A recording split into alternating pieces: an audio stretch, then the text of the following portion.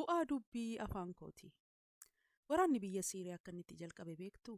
Waraanni kun waraana nama 100,000 ajjeesedha. Namoonni miiliyoona 7 immoo mana isaanii irraa buqqa'aniiru. Qabeenyi isaaniis barbadaa'eera. Miidhaa guddaa biyyattii irratti geessiseera. Waraanni kun mootummaa sana kuffisuuf yoo ta'eyyuu mootummaan sun hin kufiin hafeera. Lolli kun kan inni jalqabe mucaan waggaa 14 tokko gamoo mana barumsaa isaa irratti barreeffama inni barreesseenidha. Rakkoon poolitiikaaf hawaasummaa adda addaa rakkinichatti yoo dabalaman iyyuu ka'umsi isaa garuu barreeffama mucaan suni mootummaadhaan mormuuf jedhee barreessedha. Mucaan kana barreesse hiriyoota isaa, jireenya isaa, abbaa isaa fi fira isaa baay'ee dhabeera. Yeroo gaafatamu gaabbii guddaa qaba. Amma nuti poolitiikaan kun sirriidhaa kun sirrii miti jechuuf miti. Garuu wanti nuti dubbannuu fi barreessinu ammam akka inni humna qabu akka hubannuufidha. Maatiyos 12:36 irratti Yesuus akkas jedhe, ani isinittan himaa namoonni dubbii yaada malee afaan isaanii keessaa ba'e hundumaatti gaafatamanii guyyaa firdiitti deebii deebisuuf jiru jedhe. Ani isinittan himaa namoonni dubbii yaada malee afaan isaanii keessaa ba'e hundumaatti gaafatamanii guyyaa firdiitti deebii deebisuuf jiru jedhe. Akkasumas sagaleen Waaqayyoo fakkeenya 18:20 keessatti duunii fi jireenyi aboo arrabaa jala jiru jedha. Maal dubbachaa oolla laata? Maal barreessaa oolla laata? Ani jecha ani amma dubbachaa jiru kuni Waaqayyo duratti guyyaa tokko na gaafachiisa. Isinoo maal dubbachaa ooltanii? Waaqayyo duratti itti gaafatamuuf jirtu. Wanti bara kana baay'ee nama sodaachisu keessaa tokko sooshaal miidiyaa yookiin miidiyaa hawaasummaadha.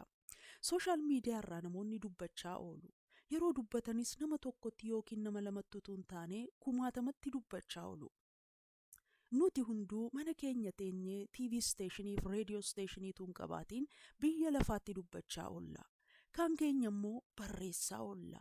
Dubbii nuti dubbannuuf barreessinu kun akka mucaa Siiriyaa sana kana bidda qabsiisee dhaloota gubuudhaa laata? Moo dhaloota ijaara laata? Yookiin kan waraana lola jibba maqaballeessii fiduudhaa laata? Moo nagaa fida laata? Maal barreessaaf dubbachaa oollaa? Yookiin maal sheer, laayik, koomant gochaa oolla laata? Egaa Yesuusitti amannee nuti duuka buutota isaati. Waan tokkoof gaafachuu qabna. Waan ani barreessu, dubbadhu, laayik, sheer godhu, waan an koomant godhu Yesuusitti in tolaa laata? Namoonni dhaga'aniif arganii in ijaaramu moo in diigamu laata? Gara qajeelummaatti moo gara cubbuutti nama geessa laata? Hawaasa koofoo bu'aa qabaa? Jaalala moo jibba fida laata? Waan an dubbadhe yookiin barreesse kun immoo waan an itti gaafatamuu fi itti gaafatamummaa nan fudhadhaa? Waaqayyo duratti akkan gaafatamu bare? Yaadaan nan dubbadhaa? Yeroo an kanarratti balleesse hoo bu'aa naaf qabaa jireenya koof jennee irra deddeebinee of gaafachuu qabna. Namatti yeroo haasofnu, barreessinu, sooshaal miidiyaa irratti yaada keenya himnu, laayik, sheer, koomant yeroo goonu dhaabbannee ilaallee dubbiin keenya ija inni godhachuu danda'u haa yaannu. Wanti nuti barreessinuu fi dubbannu ija hin godhata waan ta'eef ilaallannee haa dubbannu, haa barreessinu, ilaallannee sheer, laayik, koomant haa goonu malee gabaa duukaa hin buunu. Waan irra dubbannuuf barreessinu boor ijaan agarra waan ta'eef. Gooftaa ilaalladhee waan yaada kee wajjinii walii galu duwwaa akkan dubbadhuuf na gargaari. Maqaa Yesuusiin ameen. Waaqayyo si haa eebbisu.